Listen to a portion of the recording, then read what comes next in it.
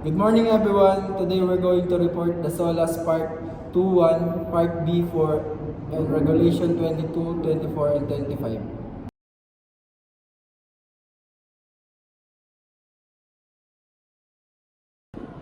Prevention and control of water ingress. This regulation focuses on maintaining the watertight of ships to prevent flooding during navigation. Watertight doors must remain closed during navigation but may be opened under specific circumstances like the for passage of crew or urgent task as long as they can be closed immediately. Machinery spaces, doors wider than 1.2 can be only opened under restricted conditions. Doors below decks, these must be remain closed except limited necessary periods as authorized by the ship's portable plates administration should be placed before voyage and not removed unless urgently needed. Cargo and gangway ports. These must be secured watertight before and during. Go. Regulation 22.1 Flooding Detection System for Passenger Ships. For passenger ships carrying 36 or more persons, the regulation mandates a flooding detection system to be installed in watertight space below the deck. The system ensures early detection of flooding to improve safety and survivability in case of water increase. Regulation 24. Additional requirements for cargo ships. This regulation adds further safety measures specific to cargo ships regarding watertight integrity. Permanent closure of openings. Openings in the shell plating, the outer skin of the ship below a certain depth level must be closed permanently during navigation to prevent water from entering the ship. Watertight doors and ramps.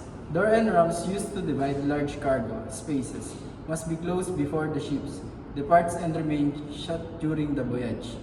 Exceptions are allowed at this discretion of the master provided they don't compromise the ship's safety. The times at which these doors are open or closed must be recorded in the ship's logbook.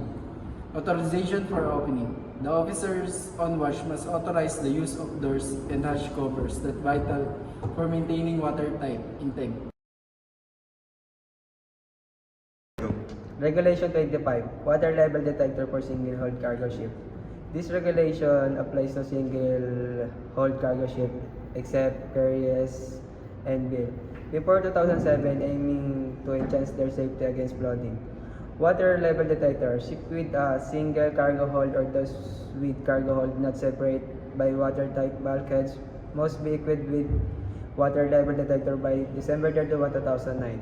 These detectors are installed in the cargo hold to monitor water level and provide bulkhead must alarms on the bridge when water reaches certain level. Alarm thresholds. An audible and visual alarm is triggered when water reaches 0.3 meters in height in the hold, and another alarm is triggered when the water level reaches 15% of the mean depth of the hold.